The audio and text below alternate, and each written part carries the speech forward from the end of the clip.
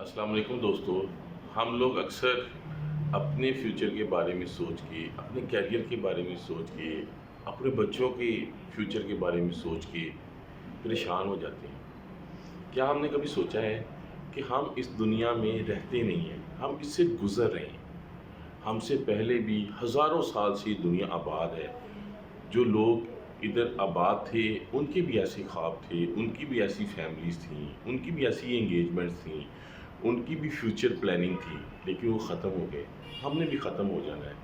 اس نظام کو ایک سپیریئر پاور چلا رہی ہے۔ وہ سپیریئر پاور ہم سے بہتر جانتی ہے، ہم سے بہتر سوچتی ہے۔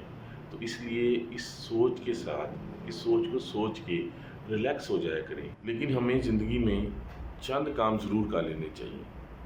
جیسے اگر ہم جاب کرتے ہیں تو ہم پورا زور لگا کے پوری محنت سے کام کریں تاکہ ہمارے بیٹھنے سے اس آرگنائزیشن میں کوئی فرق پڑے اور ہمارا رزق حلال ہو سکے۔